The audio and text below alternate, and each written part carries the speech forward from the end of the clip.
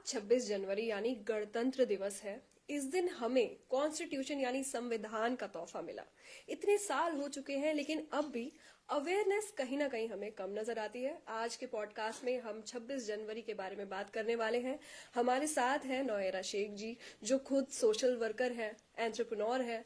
आज हम उनके व्यूज लेंगे, उनकी लाइफ के बारे में भी जानेंगे और उनसे जानेंगे कि कॉन्स्टिट्यूशन किस तरीके से चलता है। सबसे पहले तो वेलकम नोएरा जी। जी कैसी हैं आप? मैं ठीक हूँ। सबसे पहले आपके बारे में बात करते हैं। आपका बचपन कैसा था? बचपन से मैंने देखा है कि एक औरत के लिए जो सोच होती थी, जब मेरी पैदाइश थी उस वक्त बहुत डिफरेंट थी। बिल्कुल। अब बहुत काफी बदल चुका है और सोच लोगों की बहुत अच्छी बदल चुकी है। उस बचपन में जो चीजें देखे उसी पर मैंने पूरा जिंदगी काम किया है। तो नोएरा जी, जैसा मैं जानती हूँ आप तिरुपति से हैं। जब आप 10 साल की थी तब वहाँ का माहौल अलग होगा, गलियां अलग होंगी, आपका घर अलग तरीके से होगा। उस टाइम का कैसा आपकी जिंदगी बीती उस टाइम? उस टाइम पे जिंदगी के ये हाल थे कि हमारे अब्बा एक बिजनेसमैन थे, इतने बड़े नहीं थे, नॉर्मली बिजनेस करते थे, मगर घर की, हमारे बड़ों की, हमारे सारे जितने रिश्तेदार हैं उनकी सोच ये थी कि जैसे लड़की पैदा होती है तो फौरन चेहरे पे एक बदलाव आ जाता था, और जो लड़की पैदा होती है, हमारे घर में तो ऐसा माहौल तो नहीं था, मगर जो आसपास जो छोटा जो विलेज था जहां मैं पैदा हुई, कल्लूर हमारा विलेज है और चित्तूर डिस्ट्रिक्ट में है। फिर उसके बाद मेरे बचपन में थोड़ी बड़ी होने के बाद दिनों में हम तिरुपति आ गए थे। अच्छा। वो जो विलेज था उस वक्त वहां की वो सोच थी कि लड़की जैसे पैदा होती है तो लड़की का कोई अधिकार ही नहीं है।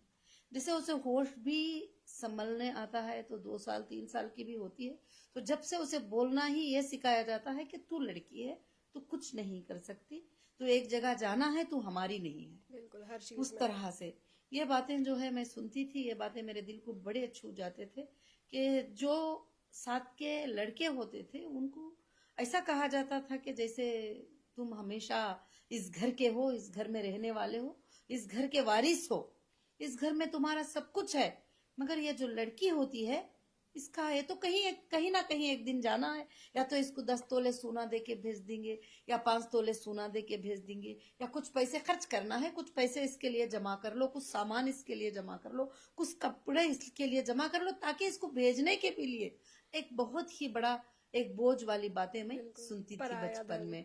वो बातें मेरे दिमाग को बहुत ज्यादा जो है इफेक्ट करते थे कि क्यों इस तरह बोला जाता है। घर के अंदर जब लड़के को बोलते हैं कि ये तो यहाँ हमेशा रहने वाला है, तुम थोड़े दिन में चले जाने वाली हो, यही बातें मुझे बहुत ज्यादा इफेक्ट करके, और उन बातों से मैंने लड़कियों को अवेयरनेस लाने के लिए, लड़कियों में तालीम लाने के लिए, और हर कोई जो उस वक्त के लोग थे वो कोई ज्यादा पढ़ाई नहीं जानते थे, और उन बच्चियों को 12 साल में 13 साल में शादी कर देते थे। उनकी जिंदगी पसंद या नापसंद उनको कोई मतलब ही नहीं, बस उनकी जिंदगी ऐसे ही गुजर जाती थी। उस जिंदगी में, उस माहौल में ऊपर वाले ने मुझे पैदा करके मेरे जहन में डाला कि तुम इनके इंसाफ के लिए लड़ो और इनके इंसाफ के लिए काम करो और इनके इंसाफ के लिए ये करो। सबसे पहले जो मैं मुस्लिम कम्युनिटी में थी तो ज्यादातर दबाव अपनी कम्युनिटी में डालते थे, क्योंकि लड़की बाहर नहीं निकल सकती, स्कूल नहीं जा सकती, पढ़ाई नहीं पढ़ सकती, एजुकेशन नहीं कर सकती, इस तरह की बातें मेरे दिल पर बहुत बड़े दबाव डालते थे। मगर उस वक्त से मेरी जिंदगी की शुरुआत एक औरत होकर, एक लड़की होकर क्या कर सकती है ये दिखाने का एक चैलेंज मेरे अंदर उसी वक्त आ गया था। उसी पर मैंने काम किया। मेरा बचपन ऐसा गुजरा कि बस ऐसा होता था। उस टाइम पे ज्यादा लाइटिंग, उजाले नहीं होते थे, स्ट्रीट लाइट होते थे, छोटे छोटे स्ट्रीट लाइट होते थे। उस वक्त भी जो लोग पढ़ाने आते थे वो लड़कों को पढ़ाते थे, लड़कियों को नहीं पढ़ाते थे। मैं ये करती थी कि वो लड़कों को जो पढ़ाते ही वही सुनकर मैं पढ़ लेती थी। ABC करके उनको पढ़ाते तो मैं इधर चोरी से बैठ के लिख लेती थी, क्या बोलते हैं, ये बात क्या है करके बोल के, क्योंकि लड़की को पढ़ाना जरूरी भी नहीं समझते। ऐसे माहौल से मेरा एक टाइम चला और एक टाइम गुजराव आया जी तो आपकी 16 साल की जब उम्र हुई होगी, आप ऑब्जर्व कर रही होंगी अपने जी आस पड़ोस में सब कुछ, तब जी आपने तब सोच लिया था कि अब इसी पे जो यही मेरी पूरी जिंदगी का मकसद है कि मुझे इसी पर लड़ना है अब जी। आगे? मैंने घर में से लड़ाई तो मैंने बचपन से ही पूछना शुरू कर लिया। ऊपर वाले ने, रब ने मेरे दिल में ये क्वेश्चंस पैदा कर दिए कि मैंने सबको क्वेश्चंस करना शुरू कर लिया कि मेरे में और भाई में क्या फर्क हो सकता है, मेरे में और लड़के में क्या फर्क हो सकता है, क्यों उनको अपना मानते हो, एक लड़की को पराया मानते हो। हमेशा ये बात होती रही। और जब वो उसको पढ़ाकर जाने वाले टीचर उससे ज्यादा मैं पढ़कर बता देती थी, तो लोग जो है उस टाइम पर ये करते थे। तो मैंने जब उस वक्त से शुरू करते करते यहाँ तक कि जब मैं 15 साल की एज को पहुंची, तो उस वक्त तो मुझे इतनी समझ आ गई थी कि यहाँ तक कि मेरे आसपास बहुत सारी औरतें जमा हो गई थी। बिल्कुल। तो जी जैसे आप बड़ी होती गई जी जी, आप, बड़ी होती गई और मैंने सबको बताया कि हमारे कुरान को पढ़कर मैंने बताया, इंडियन कॉन्स्टिट्यूशन के बारे में मैंने स्टडी किया और मैंने बताया कि सबके इक्वल राइट्स हैं, इक्वल जस्टिस हैं और कहीं पर भी ऐसा नहीं लिखा है कि लड़की को इस तरह से करना कम है है। किसी से। और उस वक्त में आप समझ सकती है कि कितनी दुनिया टूट पड़ी होंगी। सबको जब बताया जाता था कि औरतों के हुकूक ही, ये सब जितने भी बातें बोले जा रहे हैं, ये बातें गलत बातें हैं, ये बातें अपने बनाए हुए बातें ही, ऊपर पैदा करने वाले ने ये बातें नहीं बताया है। तो उस वक्त की फाइट कैसी होगी, उस वक्त किस तरह से उसको हैंडल करना पड़ा, किस तरह से, उस तरह से मैंने बहुत सारा काम भी किया। और फिर उसके बाद मेरी जिंदगी शुरू हुई उसी से। अगर बात इसमें हम स्ट्रगल की करें, देखिए समझाना बहुत मुश्किल होता है कि पढ़ाई की इम्पोर्टेंस क्या है, पढ़ाई सिर्फ तुम्हारे लिए एक जरिया है, सर्वाइवल है। जी तो तब आपने कैसी स्ट्रगल्स फेस करी, कैसे आप समझा पाई लोगों को, लड़कियों को, कि शादी से बढ़ो, आगे बढ़ो? उस वक्त ऐसा था कि 7th पढ़ लेती कोई भी लड़की तो उसको रोक देते थे। वो बता देते थे कि 12 साल तेरी उम्र हो गई, अभी जाना नहीं है कहीं पर भी। तो मैंने सबसे पहले अपनी कम्युनिटी के लड़कियों को समझाना शुरू कर लिया कि हम जा सकते हैं, हम पढ़ सकते हैं, हम पढ़ाई कर सकते हैं। अगर ये नहीं भी भेजेंगे तो फिर हम जाके पढ़ेंगे और हम इनसे बात करेंगे। बात करेंगे। तो घरों में उनके माँ बाप को समझाना, उनके बड़ों को समझाना, उनकी पढ़ाई के लिए कोशिश करना, ये सब कुछ काम मैंने शुरू कर लिया। फिर उसके बाद मुझे कहीं सपोर्ट मिलना नजर नहीं आया, तो फिर मैंने खुद का एक इदारा 1998 में तिरुपति में मैंने स्टार्ट कर दिया। तो ये लीडरशिप आपके अंदर कहाँ से आई? आप जो स्ट्रीट लाइट्स के नीचे पढ़ रही थी, तब आपने सोचा कि अब मुझे कुछ करना होगा, अब मैं लीडर बनूंगी? सच्ची बात तो यह है कि लीडरशिप बनना, लीडरशिप क्या होती है, आज भी आप पूछ रही हो तो मुझे नहीं मालूम कि लीडरशिप किसको कहा जाता है।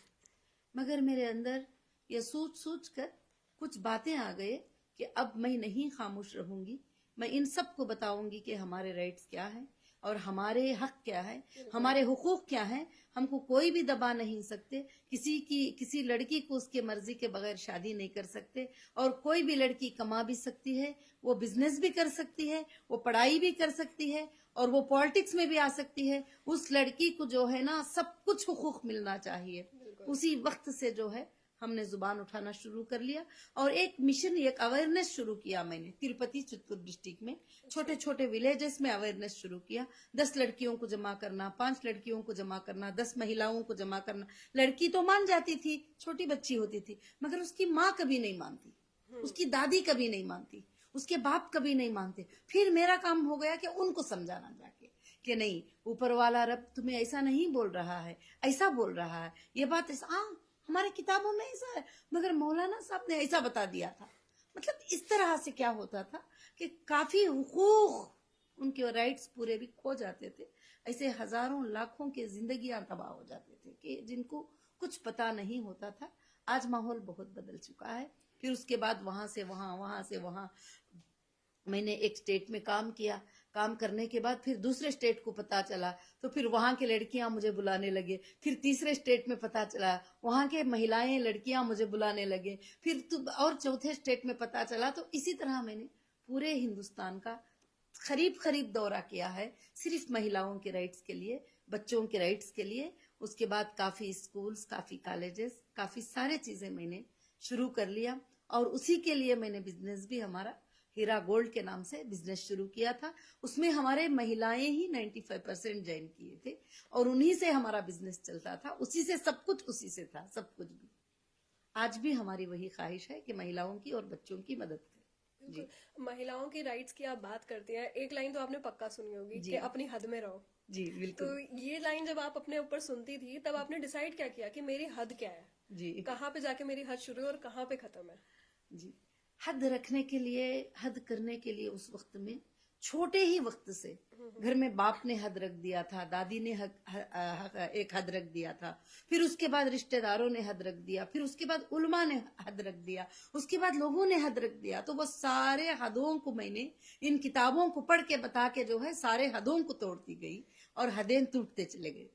जी तो अगर आप अब अपने आप को देखें 16 साल की नोएरा, तो अपने आप को आप एक क्या किस तरीके से देखेंगी, क्या मैसेज देंगी और क्या उसे बताने वाली हैं कि क्या स्ट्रगल आने वाली है आगे? आगे भी जो है ना, आज जो अर्बन सिटीज है उसके अंदर थोड़े लड़कियां पढ़ी लिखी हैं, बहुत सारे मालूमात है, मगर आज भी विलेजेस में करीब करीब वही हालत 50% लोगों के उस तरह के हैं। पूरे मैं नहीं बता सकती, 50% लोगों के वही हालात हैं। और खरियों में, विलेजों में जो है आज भी बच्चियों के और महिलाओं के ऐसे ही हालात हैं जिनको कुछ भी नहीं मालूम, ना उनके राइट्स मालूम है, ना उनको कुछ पता ही नहीं है कि उनके क्या राइट्स होते हैं।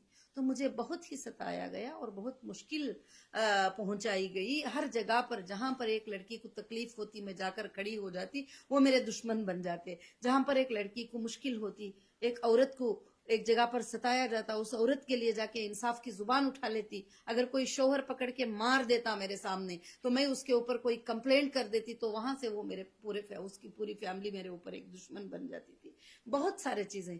मगर जब मुझे जो ताकत दिया, जो आज का रिपब्लिक डे जो है, वो डे है, मुझे ताकत दिया जब मैंने कॉन्स्टिट्यूशन पढ़ना शुरू किया। और कॉन्स्टिट्यूशन में मैंने देखा कि काले गोरे को एक ही रेट है और हिंदू मुस्लिम को एक ही रेट है और किसी को कोई बड़ा नहीं है। जब जाते कंप्लेंट पकड़कर, हमें पता नहीं चलता था कि देखो ये लड़की को कोई मारा है, सताया है, तकलीफ है। जब पुलिस के पास जाते तो पुलिस क्या करती थी, उसको अवॉइड कर देती थी।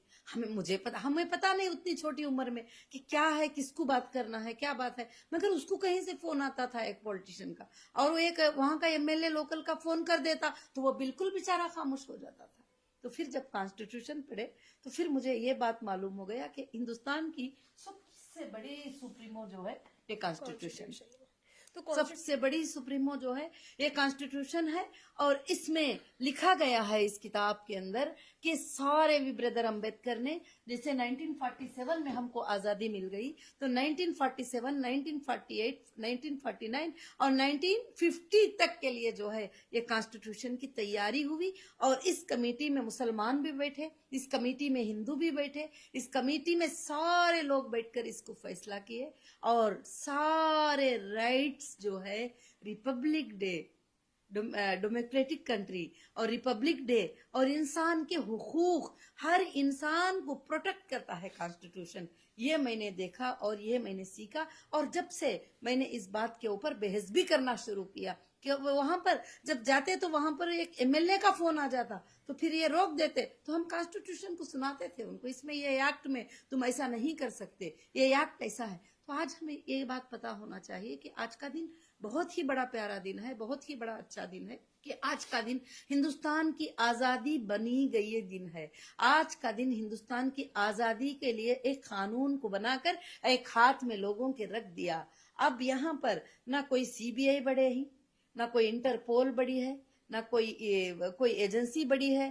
कोई भी दुनिया की एजेंसी हो, कोई दुनिया का कितना बड़ा पॉलिटिशियन इंडिया का हो, यहाँ तक के प्रेसिडेंट भी इसको फॉलो करना, कॉन्स्टिट्यूशन को बहुत ही बड़ा जरूरी है। जजेस को इसको फॉलो करना है और प्रेसिडेंट को इसको फॉलो करना है। सारे लोगों को इसकी बाउंड्री में रहना है।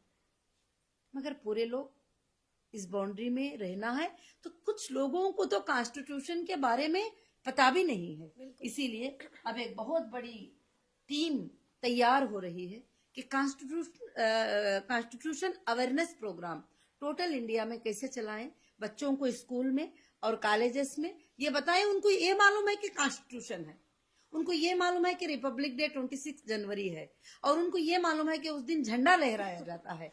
और मगर तुम किसी भी नेता को जाकर पूछ लो कि कॉन्स्टिट्यूशन में क्या लिखा हुआ है, वो उनको नहीं पता। बिल्कुल। अगर पढ़ लें, अमल कर लें, तो इससे बेहतर कुछ नहीं है। सबके लिए इंसाफ, सबके लिए अच्छा। और कोर्ट को भी इसमें क्या लिखा है कि दोनों तरफ से भी सुनना जरूरी है, बिल्कुल। दोनों तरफ से भी सुनना जरूरी है।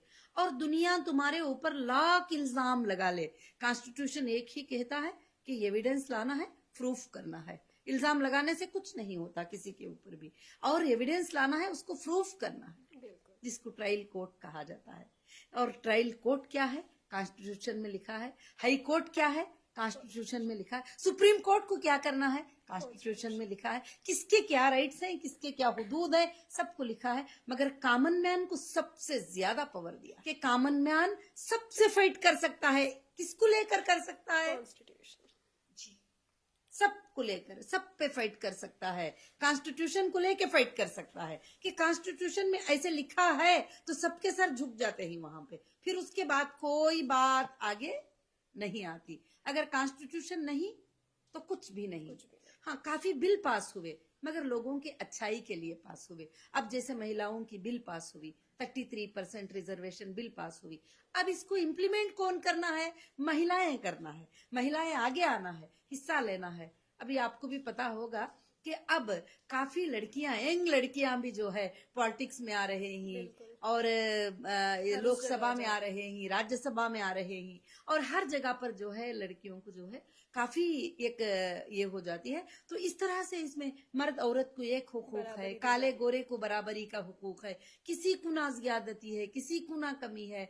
मियाँ बीवी के हुकूक भी, दोनों के भी जो है, कोई भी ये नहीं है, सब एक है कॉन्स्टिट्यूशन में। तो कॉन्स्टिट्यूशन सबसे ज्यादा बेहतर है। अगर 6 फंडामेंटल राइट्स की बात करें जो हमारे सिटीजन होने पे सबसे ज्यादा इम्पोर्टेंट होती हैं, तो वो कौन सी होती हैं?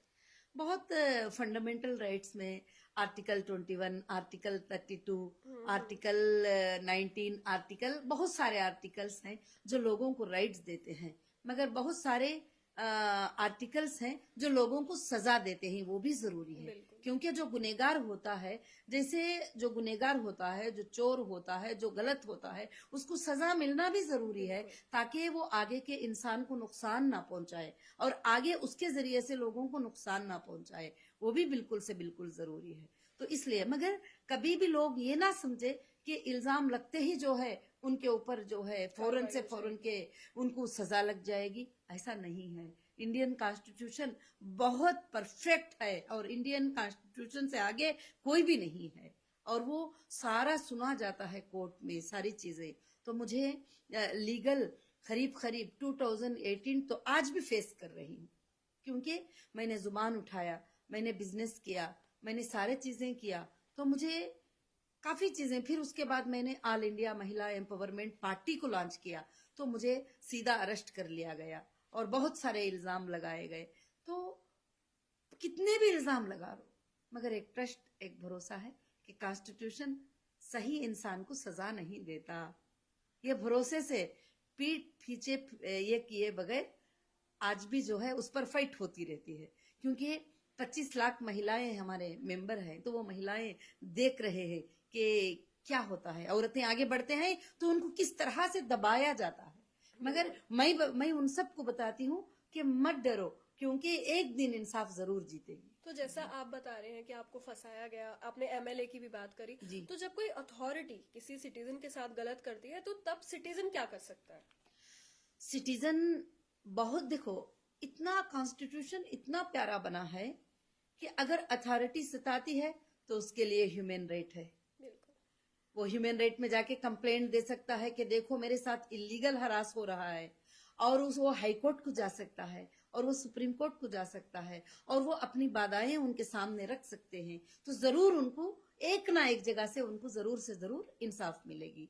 और एजेंसी भी बनती है तो उसको भी कॉन्स्टिट्यूशन के अंडर ही काम करना है। जब वो आगे चले जाते हैं तो उनके लिए भी बहुत ड्यूटी, कंडीशन, बॉन्डिंग बहुत सारे उनके लिए है कि तुम उनके लिए, जब एक बंदा अरेस्ट होता है तो इंडियन कॉन्स्टिट्यूशन उसकी सेफ्टी कैसे करते हैं कि उसके अगर औरत है तो उसके साथ 2 महिलाएं रहती हैं, कंटिन्यू रहती है, अगर वो इन्वेस्टिगेशन में भी होती है तो साथ में बैठी रहती है। ये बहुत सारे लोगों को पता नहीं होता है और वो समझते हैं कि जैसे अरेस्ट हो गए तो बस बहुत सारी चीजें हो जाते हैं, उनको ऐसे बात करते ही मर दें, वो करते ही ये बहुत सारी चीजें, गंदी बातें भी बहुत सारी बोलती हैं। मगर क्या है कि 2 महिलाएं, महिला पुलिस उनके साथ रहती है और उनके खाने का ख्याल रखा जाता है, उनके पानी का ख्याल रखा जाता है, सब कुछ कॉन्स्टिट्यूशन में। यहाँ तक कि जब उनको जेसी में जेल में रखते हैं तो जेल में भी उनको हुकूक दिए जाते हैं, मगर हुकूक को पूरे कंप्लीट नहीं किए जाते। इसमें हुकूक दे दिया कि सालन कितने ग्राम देना है, राइस कितने ग्राम देना है, ओढ़ने के लिए बिस्तर क्या देना है, सोना कैसा है और कितनी जगह उनके लिए चाहिए, एक वॉशरूम कितने लोग यूज कर सकते हैं, बहुत सारे चीजें जो है ये कर दिया। मगर पाबंदी से चलाने वाले में पूरे लोग नहीं, कुछ लोग जो है पैसे बचाने के लिए जो मिलते हैं तो गलत करते हैं, कुछ लोग अच्छा चलाते हैं। और एजेंसीज में भी सब लोग खराब नहीं होते हैं और उसमें कुछ लोग होते हैं कि सही रहो बुरा रहो, हमने पकड़ लिया है और इसको सजा दे दो। मगर कोर्ट देखती है उसको, कोर्ट ऑब्जर्व करती है कि गुनहगार हो तो सजा देती है, गुनहगार नहीं है तो सजा नहीं देती है। और उसी तरह से उसमें भी अच्छे लोग भी हैं जो सच होता है वही लिखते हैं और जो लोग गलत होते हैं और वो लोग कुछ भी लिख देते हैं, जहां से फोन आ गया ये लिख दो। हाँ, और आज मीडिया ट्रायल तो आपको मालूम है कि मीडिया ट्रायल तो बहुत ज्यादा शुरू हो गया है कि वहां फैसला होने से पहले, उसको मुजरिम बनाने से पहले मीडिया उसको मुजरिम बना देती है सबसे पहले। जी, तो जैसे हम बात करें आर्टिकल 14, 19 और 20, यस, ये ऐसे आर्टिकल्स हैं जो आपको सबसे ज्यादा राइट देते हैं। यस, इसमें साफ लिखा है कि सब बिल्कुल। बराबर है।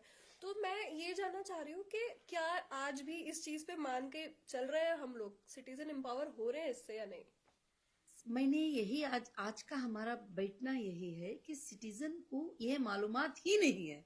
agree। आपके घर में 10 लोग हैं तो आर्टिकल 19, आर्टिकल 132, आर्टिकल 14, आर्टिकल क्या होते हैं, आर्टिकल किस लिए होते हैं, क्या पता है उनको? मुझे खुद को भी नहीं पता नहीं था, पता। मुझे भी खुद को नहीं पता था। बाद में उसको मैंने पढ़ा और उसको मैंने समझा। और यहाँ तक कि हमको ये भी नहीं पता है कि क्रिमिनल कोड क्या है, सिविल कोड क्या है और सिविल में क्या सजा होती है, क्रिमिनल क्या होता है और नॉर्मल नेचुरल क्या होते हैं, फैमिली केसेस क्या होते हैं, ये सब कुछ जो है किसी को भी पता नहीं है। जब अवेयरनेस आएगा तो घर में एक 10 मिनट कॉन्स्टिट्यूशन को पढ़ा जाएगा तो वो बच्चा भी जो है खड़ कर बात कर सकेगा। अगर अभी आजकल क्या हो गया है, कोर्ट्स भी कुछ जगह पर एक बाजार की तरह हो गई। क्यों? कि वहां पर फीस फिक्स की जाती है। आपको पता है, अगर आप गरीब हैं, आपके पास पैसे नहीं है तो आपके लिए बड़ा वकील नहीं खड़ा होता लड़ने के लिए। जिसको तुम खड़ा करती हो 10-20 हजार देकर, वो तुम्हारे लिए सही लड़ नहीं पाता, उसका फेस नहीं होता है। क्या बोलते हैं, फेस वैल्यू। मगर मैं कहती हूँ फेस वैल्यू नहीं, कॉन्स्टिट्यूशन वैल्यू। कॉन्स्टिट्यूशन को लेकर आप खुद खड़ी हो सकती हो, कॉन्स्टिट्यूशन को लेकर आप खुद लड़ सकती हो। आप लायर नहीं हो मगर जज साहब के सामने आप खुद बता सकती हो कि ये मेरे साथ गलत हुआ है, ये इस तरह से गलत किए ही, ये इस तरह से गलत है करके आप अपनी लड़ाई लड़ सकती हो। मैं चाहती हूँ कि देश का हर बच्चा, हर महिला, हर औरत कॉन्स्टिट्यूशन को लेकर वो खुद इस काबिल बन जाए कि वो पूछे आगे सवाल। क्या सरकार, गवर्नमेंट जो होती है वो बढ़कर हो सकती है कॉन्स्टिट्यूशन से? बिल्कुल नहीं। कॉन्स्टिट्यूशन सुप्रीमो है, कॉन्स्टिट्यूशन सबसे बड़ा होता है। सरकारें बदलते हैं, आज एक सरकार होती है, कल एक सरकार हो जाती है 5 साल के बाद, परसों को 5 साल के बाद एक सरकार होती है। कॉन्स्टिट्यूशन 70 साल से चल रहा है और कॉन्स्टिट्यूशन चलेगा हमेशा। कॉन्स्टिट्यूशन नहीं चलेगा तो गुंडा का राज हो जाएगा। और कॉन्स्टिट्यूशन से आज भी देश के 90% लोग जो है, अगर उनको मालूम भी नहीं है तो ला के लिए डरते हैं, डर कर जो है चलते हैं, ला से डरते हैं, ला से डर कर जो है चलते हैं। तो कॉन्स्टिट्यूशन सबसे ऊपर, सबसे ऊंचा है हिंदुस्तान में।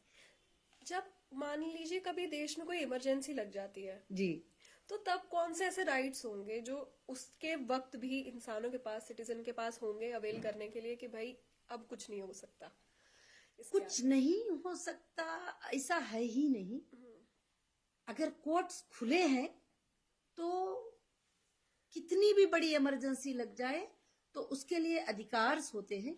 और किस तरह की इमरजेंसी, उसको इमरजेंसी में अलग अलग तकलीफ होती है। कोई घर में बंद हो जाता है, कोई बाहर बंद हो जाता है, कोई भूखा रहता है, कोई आगे से फिरता है। तो किस तरह का भी एप्लीकेशन कोर्ट में वो लगा सकता है। अगर कोर्ट नहीं तो उसके लिए इंसाफ कौन देगा। बिल्कुल जी सही कहा आपने। जी सिटीजन के जो राइट्स है उनका मिसयूज होते हुए तो हम रोज ही देखते हैं, सोशल मीडिया पे कितनी न्यूज आ रही है रोज।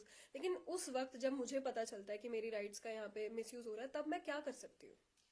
जब आपके राइट्स का मिसयूज हो रहा है तो आप जरूर अप्रोच हो सकते हैं, ह्यूमन राइट अप्रोच हो सकते हैं। अगर आपको जहां से नाइंसाफी मिलती है, जिस ऑफिसर से नाइंसाफी मिलती है या जिस घर से नाइंसाफी मिलती है, तो हमारी गलती क्या होती है कि जैसे इल्जाम लग जाता है, आगे से इल्जाम लग जाता है, तो वो इतना घबरा जाते हैं कि अब वो सोचते हैं कि अब हम जवाब ही नहीं दे सकते और ऐसे ही अपने राइट्स को खो सकते हैं। तो तुम लेटर लिख के दे सकती हो कि नहीं, ये मेरा सच्चा है और ये मेरे साथ गलत हुआ है। और यहाँ तक के ऑफिसर्स भी मानते हैं, जब तुम देती हो तो वो भी मानते, क्योंकि उनको सच्चाई का पता ही नहीं होता है। एक अच्छे इंसान को सामने ले जाकर खड़ा कर देते हैं, बोलते ये चोर है, ये फलाना है, इसके ऊपर ये एक्ट लगा दो, ये एक्ट लगा दो, ये फ्रॉड है, सब लगा देते हैं। अगर तुम जब उसको क्लियर करती हो तो समझ सकते हैं वो जरूर से।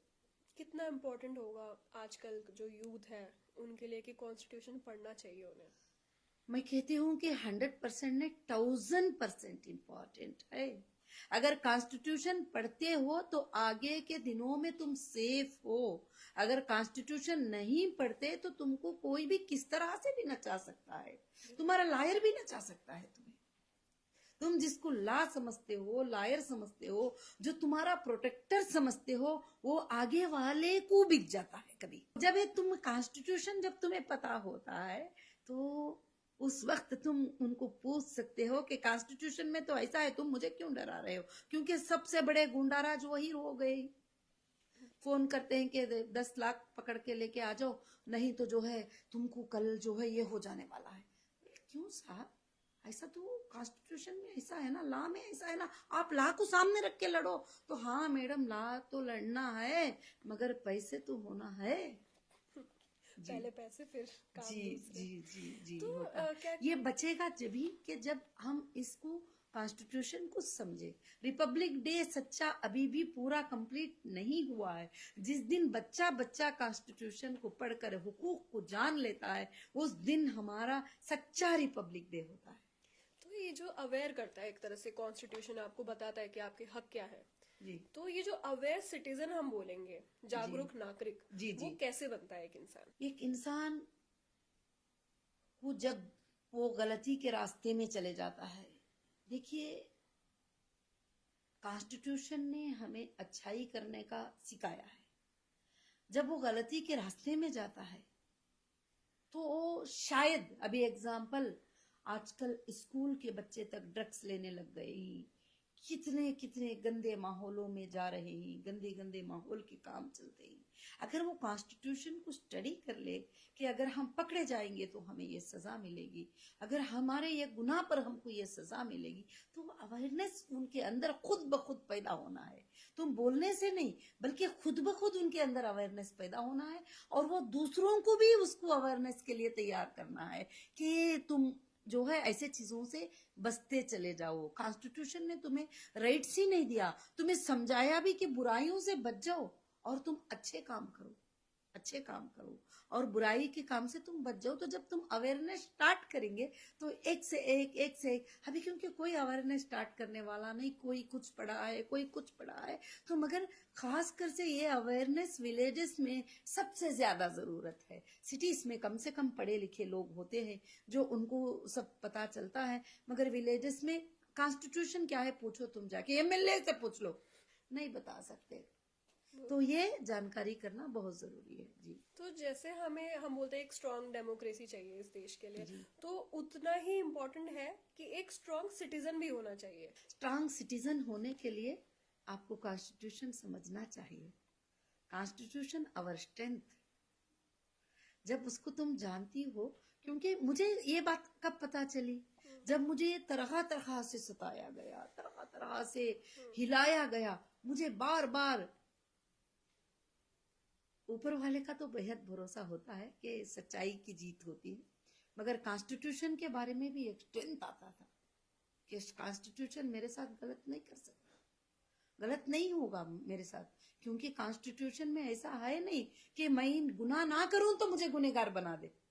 ये एक जो है सिखाया जाता था। अब हम चलते चलते चलते ऐसे बन गए कि अब हमको आगे से वकील फोन करते हैं तो हम वकील को बोलते हैं कि ये ला ऐसा होता है, ये ला ऐसा होता है, ये सबमिशन तुम ऐसे करना है।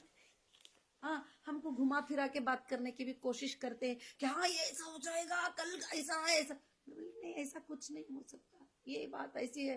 तो हाँ मैडम, कोशिश करते हैं मैडम, मतलब इस तरह से होता है। मगर वकील भी इसको भेंडी का बाजार ना बनाते हुए, ला समझकर ला के लिए लड़ते हुए, जिस वकालत पे तुम साइन लेते हो, जो वोट तुम लेते हो, उस वोट को कायम रहकर तुम अपने क्लाइंट के साथ वफादारी निभाते जाएंगे तो देश को, तुम्हारा देश के लोगों को, देश के नागरिकों को भरोसा आता जाएगा लोगों के ऊपर के हाँ हमारे लिए ला है, हमारे लिए इंसाफ है। जब इंसान को कहीं पर मारा जाता है, कहीं सताया जाता है, कहीं मुश्किलें दिए जाते हैं, उसको जीने का एक सुराग नजर आता है कोर्ट।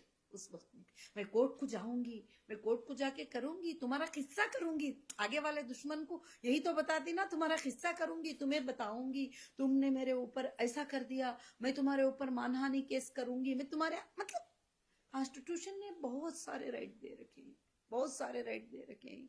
मगर आज क्या हो रहा है कि कितने कैसे कैसे बदनामियां कर रहे हैं, कोई औरतें फांसी लगा के मर रही हैं, कोई वो, अब किसी को फेस करने की ताकत आने के लिए अंदर स्ट्रेंथ तो होना चाहिए कि किस तरह से वो लड़ाई करे।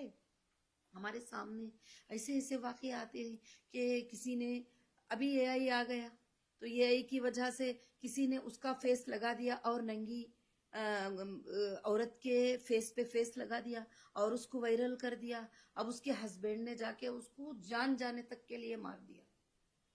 आपने उसमें उसको चेक कर सकते ही तो, और वो जाहिल था, अनपढ़ था, उसको नहीं मालूम कि ये एआई का वीडियो है। अब वो किसी गैर मर्द के साथ इस तरह का वीडियो ले जाके बता दिया। अब तो वो उस तरह से, अब अगर वो कॉन्स्टिट्यूशन को जानती तो मरती नहीं थी, फांसी नहीं लगाती थी वो, और वो कॉन्स्टिट्यूशन को जानती तो उसको सजा दिलाती थी जिसने उसके साथ ये हरकत किया। कहाँ से ये वायरल हुआ, किस तरह से हुआ, मुश्किल तो होती है। ऐसा नहीं कि बड़ा इजीली ऑर्डर मिल जाएगा कोर्ट में, उसके लिए लड़ना होता है, उसके लिए फेस करना होता है। फेस करने के लिए स्ट्रेंथ कॉन्स्टिट्यूशन होता है, कॉन्स्टिट्यूशन से स्ट्रेंथ मिलता है, खड़ के लड़ सकते हैं। तो जिके ये मेरा नहीं है, ये एआई का वीडियो है, अब वो एआई का वीडियो प्रूफ करा लेने के लिए उसको 5 साल तो लग जाएंगे, मगर उसके पास स्ट्रेंथ होना चाहिए, पैसे होना चाहिए, सब कुछ होना चाहिए।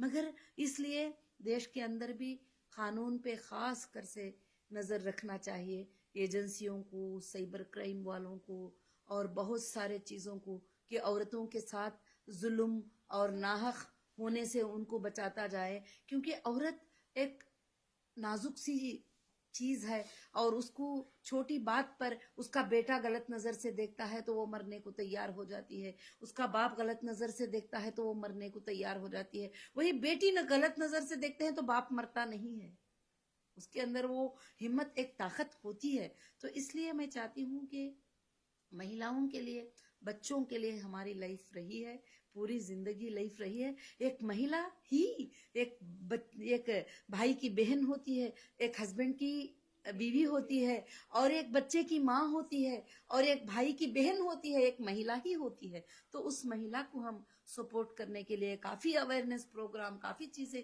आज भी हम बैठते ही नेट के ऊपर तो लाखों के लोगों को कुछ एम्पावर होने के लिए लिख कर डालते हैं, तो एक बात से उनको हिम्मत मिलती है, अफजाई। तो लाख लोग देखेंगे तो कम से कम उसमें से 50 लोगों को मगर अच्छाई की तरफ बढ़ाए, अपने माइंड को अच्छाई की तरफ लेके जाएं, अच्छाई की तरफ लेके जाएं।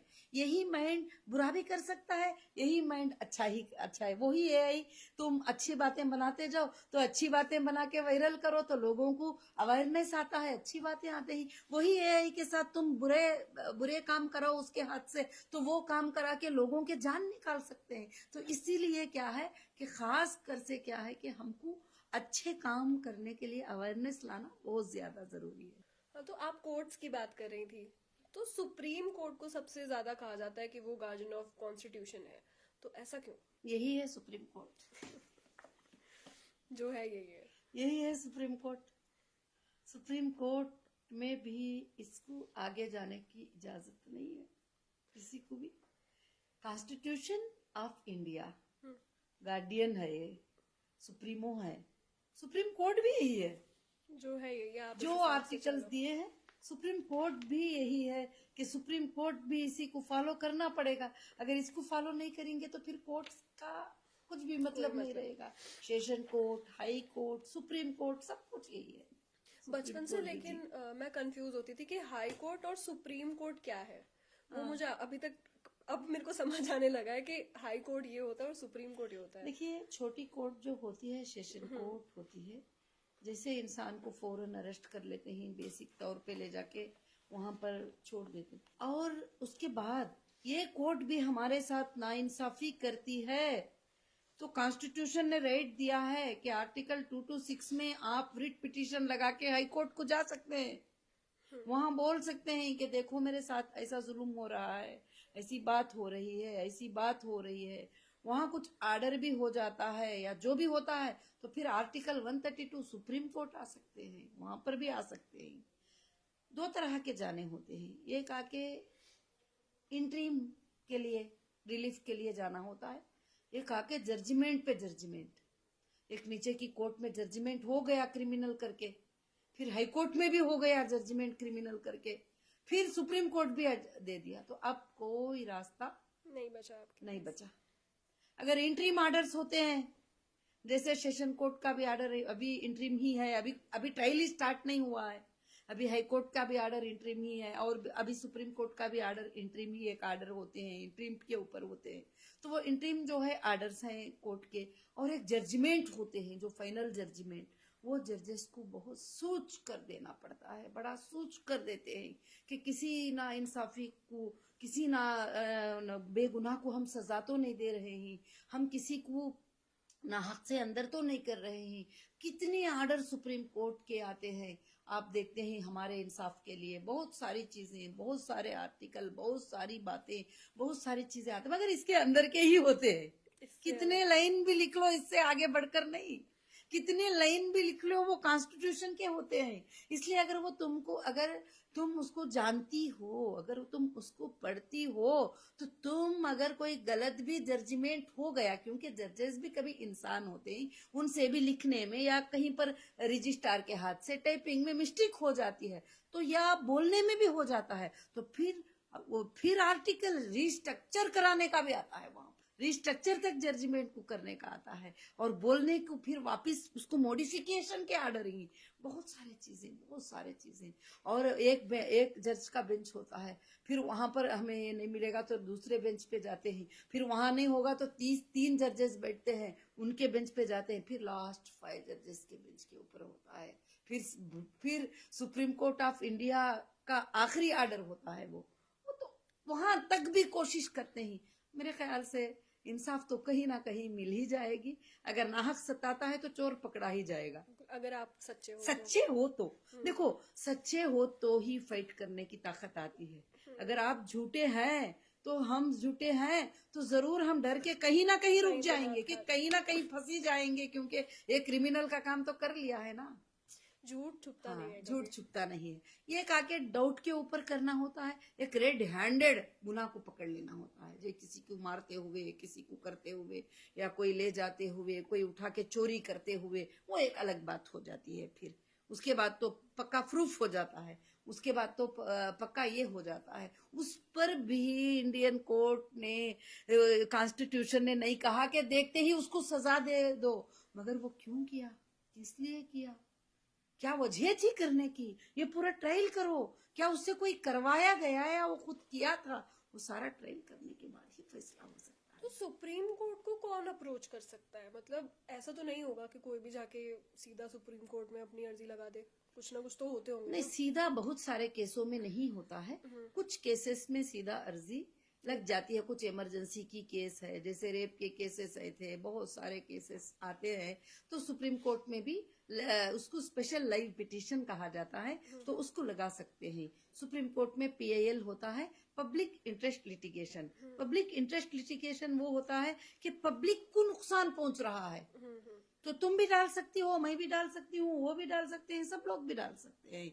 पब्लिक इंटरेस्ट लिटिगेशन जो पूरी पब्लिक को नुकसान की बात है, यहाँ पर पूरी औरतों को नुकसान की बात है, पूरे स्कूल के नुकसान की बात है, पूरे देश के फलाने लोगों के नुकसान की बात है, ये तो पब्लिक इंटरेस्ट लिटिगेशन में चले जाएगा। कोई प्राइवेट रहेगा तो ये पब्लिक इंटरेस्ट लिटिगेशन में जाएगा। रिट पिटीशन होगा तो वो तुम अपने हक के लिए अपने लिए लड़ अच्छा, सकती ये हो। पर्सनल हो गया पिटीशन, और जी पीआईएल हो गया जी कि जब आप सबके हक की बात जब करते हैं। सबके हक की बात करते हो तो आप पीएएल पे चले जाओगी।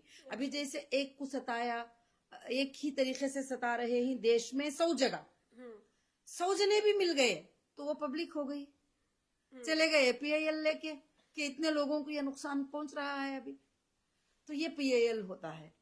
ये चीफ जस्टिस के सामने चले जाता है, सीधा सीधा चले जाता है, ये नीचे की कोर्ट वो नहीं। पीआईएल डायरेक्ट वहां पर भी चले जाता है, हाई कोर्ट में भी, हाई कोर्ट स्टेट के लेवल का है तो हाई कोर्ट में चले जाता है। अगर इंडिया लेवल में होता है ये पूरे लोगों के लिए तो फिर वो सुप्रीम कोर्ट को चले जाता है। तो पीआईएल अलग है, रिट पिटीशन अलग है, और उसके साथ साथ जो भी पिटीशन, बहुत सारे पिटीशन ही, रिट पिटीशन अलग है। कंपनसेशन, कोई आपको नुकसान पहुंचा दिए और आपको इतना बड़ा नुकसान हो गया कि उनकी सताने की वजह से या उनके रोकने की वजह से, चाहे वो ऑफिसर्स भी रहो, कॉन्स्टिट्यूशन कहता है कि तुम कंपनसेशन डाल सकती हो उनके ऊपर, तुमको राइट है उसके ऊपर डालने का। तो इस तरह से जो है ना, ये अलग अलग है, पीआईएल अलग है और ये सब अलग अलग राइट्स हैं। कई बार ऐसा होता है कि गवर्नमेंट कोई गलत डिसीजन ले लेती है, तो कोर्ट आता है, सुप्रीम कोर्ट आता है, वो उस चीज को पलट देता है। कई बार ऐसे केसेस हमने देखे भी हैं हिस्ट्री में कि हुई हैं ये चीजें। तो कैसे होता है ये होता ऐसे है कि जब गवर्नमेंट भी है तो कॉन्स्टिट्यूशन से आगे नहीं जा सकती। अगर कॉन्स्टिट्यूशन के अंडर में कोई ऐसी बिल पास कर ली गवर्नमेंट जिसमें सारी पब्लिक के लिए नफा है, तो कोर्ट मान जाएगी उसकी बात को, तो वो बिल को भी रद्द करने का अधिकार कॉन्स्टिट्यूशन को है। अगर कोई गवर्नमेंट एक बिल ऐसी पास करती है जो कॉन्स्टिट्यूशन को भी खिलाफ जा रही है, पब्लिक के भी खिलाफ जा रही है, पब्लिक को लॉस भी उससे हो सकता है, तो फिर उसको सुप्रीम कोर्ट को राइट दिया गया है कि वो रोक सकती है। कई बार ऐसा हमने देखा भी कहा है। बिल्कुल, कई बार ऐसे बिल्स जो है पलट गए और कई बार ऐसे बिल पास भी हो गए, और वो अगर लोगों को भलाई चलती है तो वो बिल को पास कर देती है सुप्रीम कोर्ट। अगर वो लोगों के लिए नुकसानदा है तो वो उसको रद्द कर सकती है, ये भी कॉन्स्टिट्यूशन ने कहा है। औरतों के हक में हमने कितनी बार देखे हैं ये, जी तो बिल्कुल बहुत बार हमने देखा है। जुडिशियल रिव्यू एक वर्ड होता है जी, तो इसका क्या मतलब होता है, ये कब यूज किया जाता है? रिव्यू पिटीशन भी होता है, रिव्यू ही नहीं, रिव्यू पिटीशन भी होता है कि एक बंदे के बारे में ऐसा बोल दिया, एक बंदे के बारे में किसी ने ऐसा बोल दिया, ऐसे बोल दिया, या ऐसे ऐसे जजमेंट हो गए, तो उसको एक बार फिर से रिव्यू करके देखो, फिर उसके बाद फिर उसको रिव्यू करो। रिव्यू करने के बाद उनको फिर समझ में आता है कि ये लाइन गलत हो गई थी तो ये लाइन को निकाल दिया, कहीं पे कुछ मिस कहीं पे मिस कर दिया है तो फिर ऐड कर देंगे, तो इसको रिव्यू बोलते हैं, रिव्यू पिटीशन बोलते हैं। रिव्यू पिटीशन भी सुप्रीम कोर्ट के अंदर डालकर रिव्यू करा सकते हैं आदर। तो कोर्ट जो है देखा जाए तो वो सब कुछ कंट्रोल करता है, सबके लिए सुप्रीम कोर्ट कंट्रोल करता है, पुलिस सुप्रीम को कोर्ट भी। से ऊपर कोई भी नहीं है। बिल्कुल। सुप्रीम कोर्ट भी कभी कॉन्स्टिट्यूशन से ऊपर नहीं जा सकता, सुप्रीम कोर्ट भी कॉन्स्टिट्यूशन में ही जाएगा, वही हैप्पी रिपब्लिक डे है। तो कैसे पुलिस को और एजेंसीज को भी कोर्ट मतलब कंट्रोल कर लेता है, क्योंकि ये काफी बड़ी चीज है। कोर्ट के सामने एजेंसीज कुछ भी नहीं है। कोर्ट जो होता है ये बहुत बड़ी बात होती है, चाहे छोटी कोर्ट भी हो, सेशन कोर्ट भी हो, तो बड़े बड़े कलेक्टर को, मिनिस्टर को, ऑफिसर्स को बुला के 1 मिनट में सजा भी दे देते हैं। बिल्कुल, 1 सेकंड में ये कर देते हैं। तो एजेंसीज भी कोर्ट से बड़े नहीं है, कोर्ट सबसे बड़ी है। कोर्ट कॉन्स्टिट्यूशन को चलाने के ये है, supreme court of India constitution of India है। वो एक तरह से उसे चला रहा है। जी चला रही कॉन्स्टिट्यूशन को। अगर नीचे की कोर्ट कॉन्स्टिट्यूशन को क्रॉस कर रही है तो हाई कोर्ट ऑब्जर्वेशन कर रही है, अगर हाई कोर्ट भी क्रॉस कर रही है तो सुप्रीम कोर्ट ऑब्जर्वेशन कर रही है। ये लास्ट दरवाजा है हमारे लिए। तो इसमें एक वर्ड बहुत मैंने देखा है यूज होते हुए, कंटेम्प्ट ऑफ कोर्ट। जी, तो इसका क्या मतलब होता है? कंटेम्प्ट ऑफ कोर्ट क्या होता है कि कोर्ट ने कोई ऑर्डर दे दिया, लोग जो है उसको माने नहीं भड़क और भड़क गए। और या ऑफिसर्स भी हैं, उनको भी आर्डर होता है तो वो भी भड़क जाते हैं, देखा तो वो भी उस पर अमल नहीं करते, तो फिर उसके ऊपर कोर्ट को अधिकार है कि उनको सजा दे 6 महीनों की। मान लीजिए मैंने कोई कंटेम्प्ट ऑफ कोर्ट किया है तो वो मुझे सजा मिल सकती है इस चीज पे, मिल सकती है, क्यों नहीं मिल सकती? जी, गलत होने के बाद। गलत होने के बाद। और अगर नहीं आप उसका सच्चाई प्रूफ करेगी, उसके लिए नोटिस आएगी और उसका आप रिप्ले पेस्ट करेगी और सब कुछ करेगी, तो फिर उसके बाद आपका कुछ ये नहीं रहेगा। तो ये कहीं ना कहीं जुडिशियल डिले हमें से बोलेंगे, जी, तो ये डेमोक्रेसी पे इसका क्या फर्क पड़ता है? जुडिशियल डिले इसलिए है कि हमारे देश में लॉ सर्विसेज बहुत कम है। अभी लॉ सर्विसेज और हमारे बच्चों को, हमारे यूथ को बहुत ज्यादा सिखाना जरूरी है। बिल्कुल।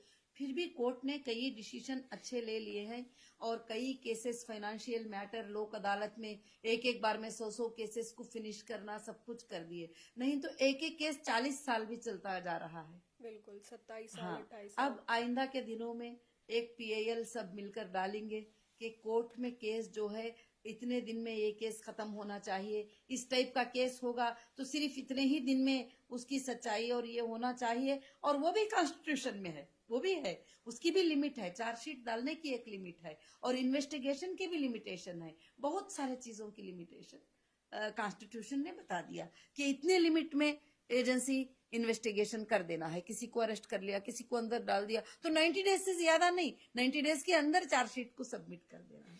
बहुत सारी चीजें हैं, जानकारी करने की है, मगर आज हम उसको पूरा नहीं कर सकते। ये आज रिपब्लिक डे है, तो कॉन्स्टिट्यूशन को जिंदा करने के लिए आज हमारा ये प्रोग्राम रहा। कहीं ना कहीं जैसे आपने अभी बात करी डिले की, हम बात कर रहे थे डिले के पीछे एक ये रीजन भी हो सकता है कि लॉयर्स जो है अभी इतने बच्चे बन नहीं रहे हैं जाके, जी, तो कहीं ना कहीं इसको भी हमें बढ़ावा देना चाहिए। बढ़ावा नहीं, अभी बढ़ रहे ही, काफी लॉयर्स भी बढ़ रहे हैं और आगे भी चलकर जो है लॉ इंस्टीट्यूशन भी बढ़ रहे हैं और जजेस भी बढ़ रहे हैं। हाँ। जजेस की हमारे देश में बड़ी कमी बहुत है ज्यादा जरूरी और है। जजेस की बहुत ज्यादा जरूरी है और चाहिए कि रिटायर जजेस को भी वापस किसी और केसेस के लिए उनको फिर आर्बिट्रेटर सेंटर, मीडिएशन सेंटर का उनको भी मौका दिया गया है। बहुत सारे काम बहुत जल्दी जा रहे हैं और अब स्पीडी ट्रायल का और स्पीडी उनके लिए जस्टिस मिल जाए और उसके लिए भी कोशिश होगी और धीरे धीरे होता जा रहा है और आगे बढ़ेगा। जुडिशरी का जो है फ्यूचर कैसा दिखता है आपको?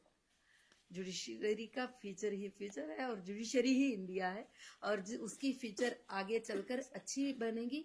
और काफी बच्चों के अंदर अब अवेयरनेस आ गया है कि जो भी बच्चा, अभी मैंने पहले हमारी फैमिली में 10 बच्चों को पूछती, बेटा तुम क्या बनना चाहते हो, तो एक बच्चा कहता हम डॉक्टर बनना चाहते हैं, हम इंजीनियर बनना चाहते हैं, हम फलाना बनना। अब 5 बच्चे बोल रहे हैं हम लॉयर बनना, 5 में से एक बच्चा बोलता मैं जज बनना चाहता हूँ। तो इसका मतलब जो है कि काफी अच्छे चेंजेस आएंगे और काफी अच्छे सर्विसेज भी मिलेंगे। एक फैमिली में भी एक लॉयर का रहना, उसकी पूरी फैमिली को कॉन्स्टिट्यूशन का पता चल जाएगा। ह्यूमन राइट्स की कहीं ना कहीं जो लॉयर का काम होता है वो ह्यूमन राइट्स को प्रोटेक्ट करने का काम होता है जी। तो आपको क्या लगता है कि किस तरीके से जो है हम as a citizen human rights को प्रोटेक्ट कर सकते हैं? और ह्यूमन राइट्स को हम हर तरह से प्रोटेक्ट कर सकते हैं। कहीं भी आपको लगता है कि इंसानियत को नाइंसाफी हो रही है, तो अगर वो केस पुलिस की हद तक का है तो पुलिस को जाके कंप्लेंट देके हम लोग उसको हिफाजत कर सकते हैं। अगर पुलिस उसकी सपोर्ट नहीं कर सकती है तो ह्यूमन राइट्स में जाके उसको हम इंसाफ दिला सकते हैं। वहां नहीं इंसाफ मिलती है, कोर्ट को जाकर भी उसको इंसाफ दिला सकते हैं। बहुत सारे जगह कोशिश तो कर सकते हैं, तो उसमें 100 लोगों के लिए कोशिश करें तो 50 तो प्रोटेक्ट हो ही जाएंगे, 70 तो प्रोटेक्ट हो ही जाएंगे। हाँ, मतलब ये है कि आपके आसपास आप कुछ अन्याय होते हुए देख रहे हो तो अपनी आवाज उठाओ। जरूर, बिल्कुल। और अन्याय होते हुए देखकर खामोश रहना इंसानियत का काम नहीं है। अन्याय के खिलाफ जंग लड़ना और अन्याय के खिलाफ आवाज उठाना बहुत ज्यादा जरूरी है। मगर ऐसा ना हो कि हम पार्टियों के खिलाफ जुबान उठा लिए, उनके खिलाफ जुबान उठा लिए, बोले तो बोले मुसलमान ही बुरे हैं, बोले तो बोले हिंदू। नहीं, हम सब इंसान हैं, हम सब एक हैं। हम सिर्फ लड़ाई लड़ेंगे, अन्याय के खिलाफ लड़ेंगे, जस्टिस फॉर ह्यूमैनिटी के लिए लड़ाई, इंसानियत के लिए लड़ेंगे। कहीं ना कहीं जैसे बहुत बार ये हमने केसेस देखे भी हैं, आपने देखे होंगे कि पुलिस जो है इलीगल आपको अरेस्ट कर लेती है, विदाउट वारंट आपको उठा के ले जाती है। तो तब लोग कैसे अपने आप को बचाए? क्योंकि देखो गरीब की तो क्या हालत है हमारे देश में, आप सबको पता ही है। देखिए, कुछ केसेस हैं कि विदाउट वारंट भी उनको अरेस्ट करने की इजाजत भी कॉन्स्टिट्यूशन ने दे रखा है। आईपीसी में उनको, आईपीसी कोड में उनको है। कुछ केसेस ऐसे हैं, अभी एग्जाम्पल देखिए, अभी रास्ते पे जाते हुए किसी ने चाकू से किसी को मार दिया, तो क्या वो वारंट का इंतजार करते रहेंगे उसको उठाने के लिए? वो तो भाग जाएगा, फिर उसको तो उठाना पड़ेगा।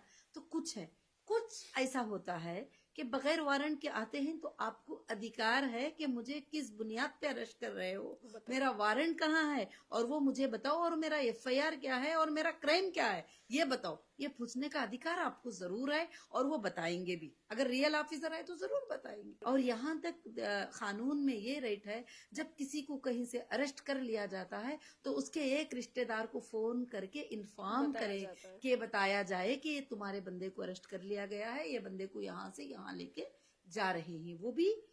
वो भी हमारे राइट्स को ये प्रोटेक्ट करते हैं। और यहाँ तक के लोग, जो एजेंसीज होती है, वो पर्सनल क्वेश्चन करते हैं।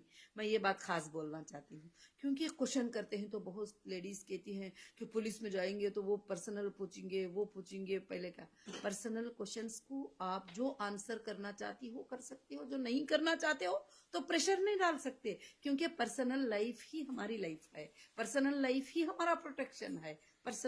पर्सनल होता है, बस तुमने जो गुनाह किया है, तुम्हारा जो गुनाह है, उसी के बारे में जवाब देना होता है। बाकी और कोई पूछने का अधिकार नहीं रखते कोई चीज के बारे में। कई बार ये न्यूज भी देखी होंगी कि कस्टोडियल वायलेंस हो गया, अंदर ही पुलिस वालों ने मारा। कई बार ऐसा भी हुआ है कि जेल में जो कैदी थे उनका मर्डर हुआ है। तो उस टाइम पे कैसे बचाएगा कोई, मतलब अब कहाँ जाएगा कोई? उस पर भी जाएगा, आप भी जा सकती हो। अगर कस्टोडियल में किसी का डेथ हो जाता है तो वो पूरे देश के साथ नाइंसाफी है, क्योंकि वो कस्टडी जो होती है वो जस्टिस हाउस होता है।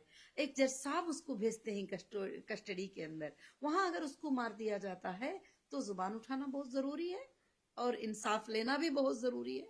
और जो ये NHRC होता है, इसका क्या रोल होता है, और इसमें हम कंप्लेन कैसे कर सकते हैं? National human rights commission state wise है कमीशन, और डिस्ट्रिक्ट वाइज भी है, और इंडिया वाइज भी है। और वहां जाकर आप बड़ा सिंपली ऑनलाइन पे भी, आप आजकल आप ऑफिसेस को ही जाने की जरूरत नहीं, आप ऑनलाइन लिंक है, और ऑनलाइन लिंक पे जाके क्या हुआ है वो कंप्लेंट कर सकती है, OTP आ जाएगी आपको, सब कुछ करके आप इंसाफ ले सकती हो। और ह्यूमन राइट्स को इतना अधिकार है कि वो कोई भी इंडिया की एजेंसी को नोटिस कर सकते हैं और सवाल कर सकते हैं। वही आपने सोशल मीडिया की बात करी, ऑनलाइन बात करी। ऑनलाइन इतनी न्यूज चलती है कि हमें समझ ही नहीं आता है कि जुर्म किसने किया है, क्या किया है, कौन मुजरिम है। तो मीडिया जो ये ट्रायल आजकल चल रहा है, ये पूरा जो मीडिया चल रहा है, ये किस हद तक किसी का पूरा नजरिया बदल सकता है? ये पूरा नजरिया कॉन्स्टिट्यूशन बदल सकता है। कि मीडिया में बोलना, मीडिया में किसी ने बोल दिया कि किसी को 100 कत्ल कर दिया है, तो 100 लोगों को कोर्ट में कौन बताएगा? बिल्कुल। मीडिया का बोलना वो फाइनल नहीं है, कोर्ट में ट्रायल होना है, एविडेंसेस प्रूफ होना है। कोर्ट ने जो बात कहा है वो बात हो सकती है। उसमें भी कई लोग नाइंसाफी भी ये हो जाते हैं कि उनके लिए लड़ने वाला कोई लायर नहीं होता है, उनके लिए खड़ा होने वाला कोई नहीं होता है। तो हो सकता है वहां भी नाइंसाफी हो तो उनको और एक कोर्ट में इंसाफ मिल जाएगी जरूर से। बिल्कुल। ऐसे में एक राइट आती है, राइट टू लाइफ। तो पहले के मतलब लोग ज्यादातर, उनका मन ये था, वो ये सोचते थे कि राइट टू लाइफ मतलब जिंदा रहो बस। तो इसका मतलब क्या हुआ? इसका मतलब जिंदा रहो बस, इसका मतलब नहीं है। ये जीने का कोई मतलब ही नहीं है। जिंदे भी रहना है, और जिंदा लोगों को रखना भी है, और लोगों के लिए काम भी करना है, और इंसाफ के लिए फाइट भी करना है। और जैसे ह्यूमन डिग्निटी की बात करें, इंसानों की इज्जत जो है पर्सनल लेवल पे अगर हम बात करें, तो क्या गवर्नमेंट का, कॉन्स्टिट्यूशन का इसमें रोल होता है प्रोटेक्ट करने के लिए? बिल्कुल, कॉन्स्टिट्यूशन में रोल है प्रोटेक्ट करने के लिए। अगर कोई आपकी इज्जत को हार्म किया और हार्म किया, आपको किसी ने बेइज्जती किया, आपको किसी ने बेइज्जती की बातें की, आपने वो काम नहीं किया और किया भी है, तो दूसरे को बेइज्जती करने की राइट नहीं है। आपको मानहानि केस लगाने का अधिकार कॉन्स्टिट्यूशन ने दिया है कि आपका लेवल क्या है, आपने कितनी बात किया है, और कितना आप पे जुर्माना लगेगा।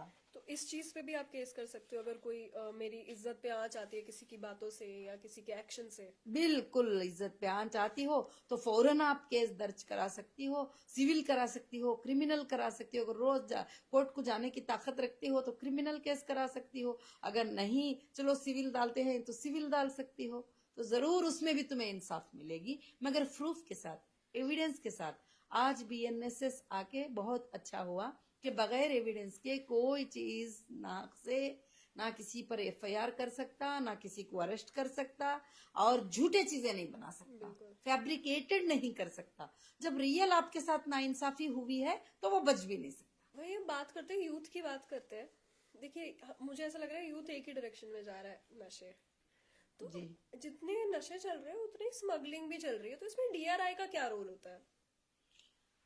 डीआरआई का रोल स्मगलिंग में होता है, हाँ, नशे में नहीं होता है। स्मगलिंग में। जी, हम्म, डीआरआई का रोल स्मगलिंग में होता है। जो लोग देश से, दूसरे कंट्रीज से चीजों को लाते हैं, यहाँ पर टैक्स पे करने के लिए छुपाते ही, ड्यूटी पे करने के लिए छुपाते ही, उन लोगों का पकड़कर गवर्नमेंट में, कोर्ट में उनको प्रोड्यूस करना, वो उनका काम होता है, वो उनका डिपार्टमेंट होता है। अच्छा, और ये एसएफआईओ जो है, ये जी, कॉर्पोरेट में किस तरीके से काम करती है?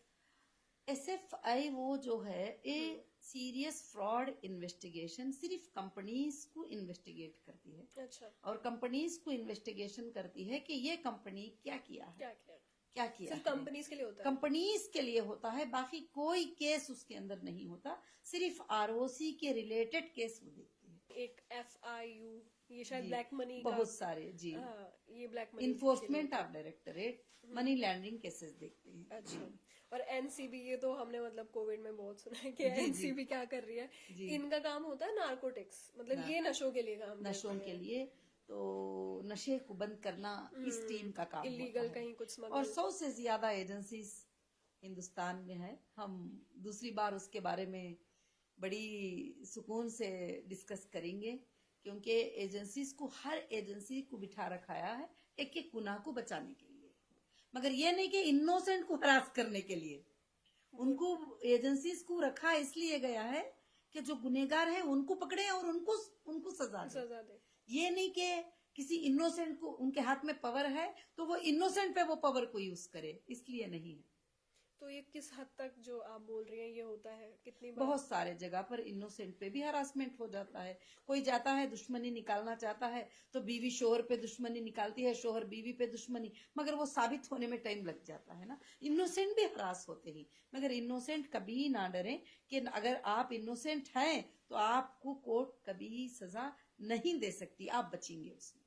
बस आपको पता होना चाहिए कि आप आपको पता होना चाहिए कि आप कि आपने किया है क्या नहीं किया है। तो वही करप्शन की बात करें, भ्रष्टाचार की बात करें, मतलब ये तो आप घर से बाहर निकलेंगे आपको भ्रष्टाचार दिखेगा, हर जगह दिखेगा।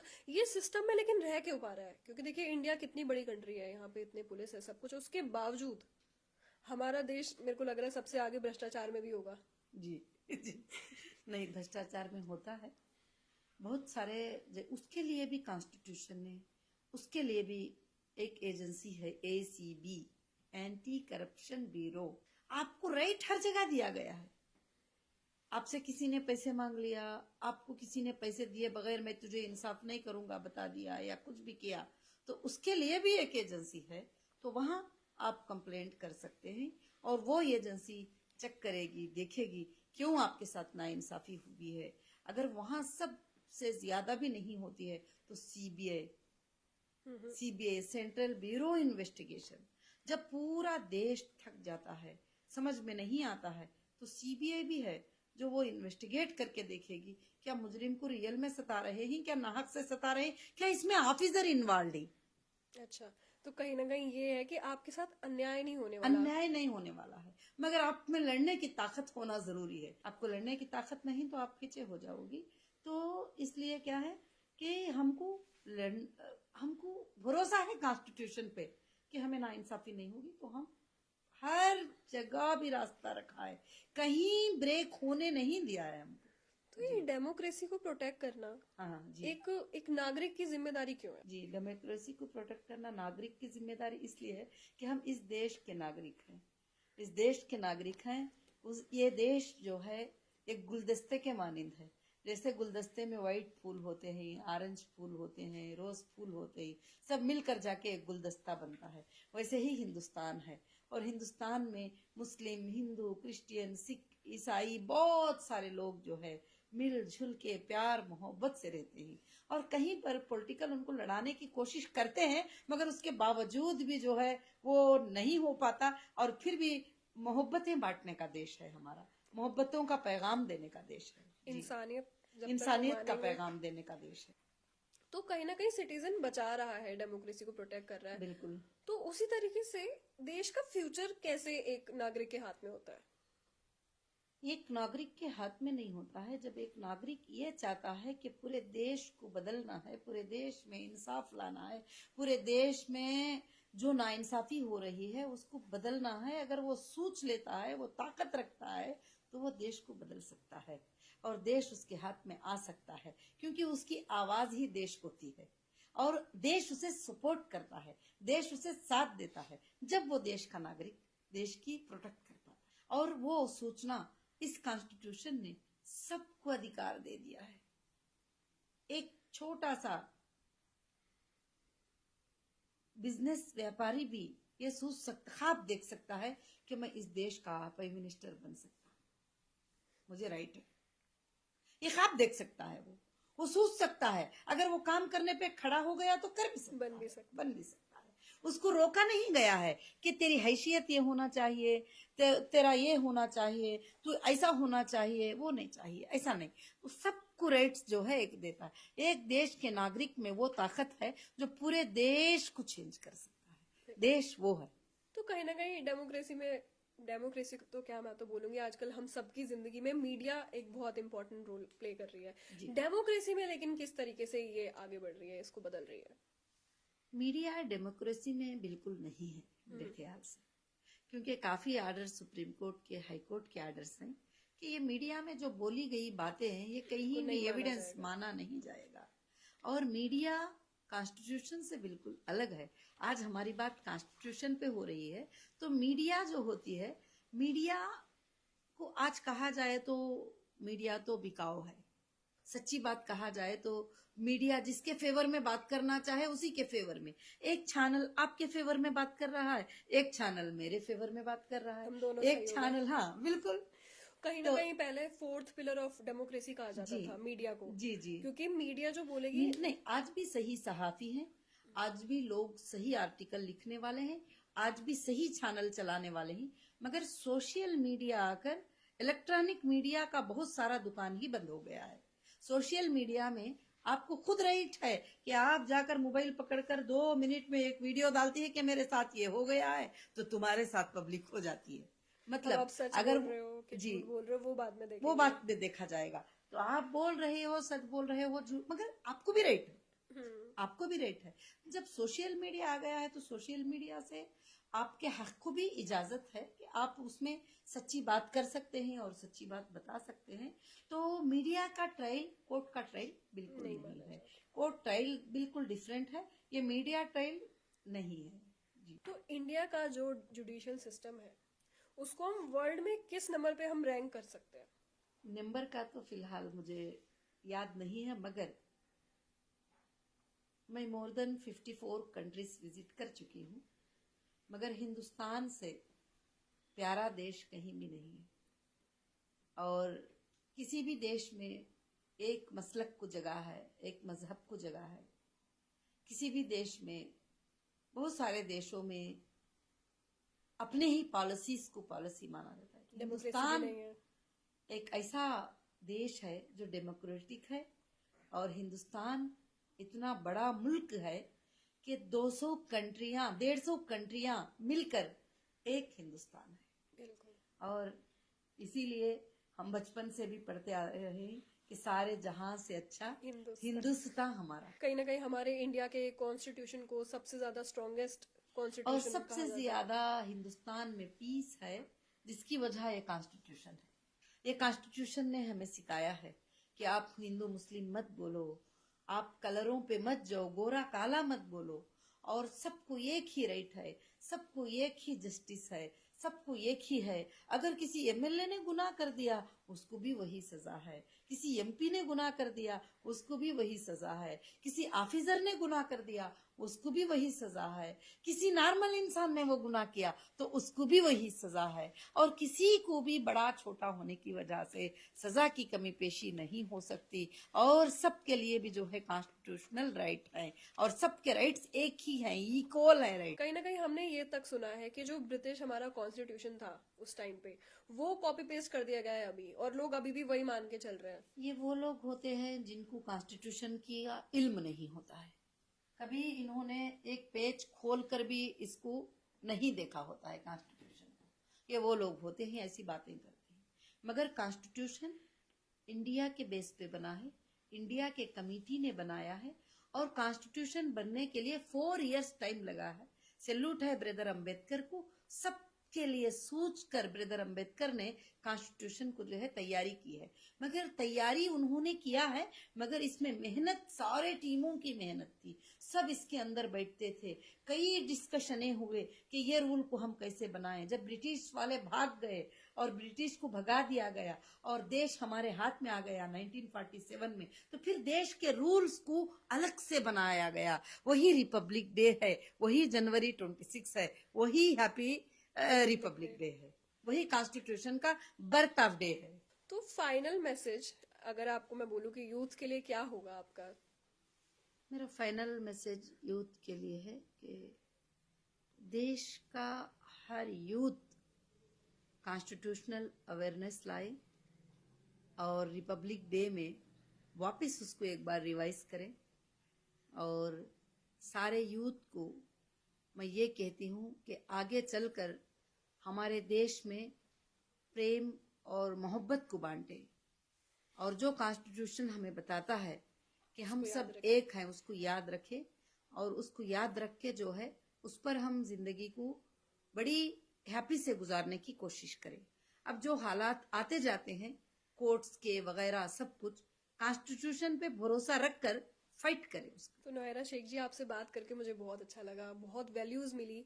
मैंने खुद बहुत सारी चीजें कॉन्स्टिट्यूशन के बारे में जानी जो मुझे नहीं पता थी। ऑनेस्टली बहुत ज्यादा मुझे अच्छा लग रहा है। ये खुद भी फिलंथ्रोपिस्ट है, इनका बिजनेस है, इन्होंने वर्ल्ड लेवल पे हम इंडिया को रिप्रेजेंट किया है, वुमेन को रिप्रेजेंट किया है, जो बहुत अच्छी बात है। एंड लास्टली मैं यही बोलूंगी कि आपको कॉन्स्टिट्यूशन को लेके अवेयर होना बहुत जरूरी है एज अ इंडियन सिटीजन, क्योंकि यही आपको एक राइट देता है, आपको इंसान बनाता है, नहीं तो आप नहीं सरवाइव कर पाओगे। And happy Republic day all of you. सारे देश के लोगों के लिए हैप्पी रिपब्लिक डे। और हैप्पी रिपब्लिक डे में मुझे भी बहुत अच्छा लगा कि आज आपने कॉन्स्टिट्यूशन के ही क्वेश्चन किए और कॉन्स्टिट्यूशन बुक रख के क्वेश्चन किए, तो बहुत ही अच्छा लगा। ताकि देश में हम आगे के दिनों में ये कॉन्स्टिट्यूशन अवेयरनेस प्रोग्राम पूरे देश में चलाएंगे, क्योंकि कॉन्स्टिट्यूशन अवेयरनेस बहुत जरूरी है।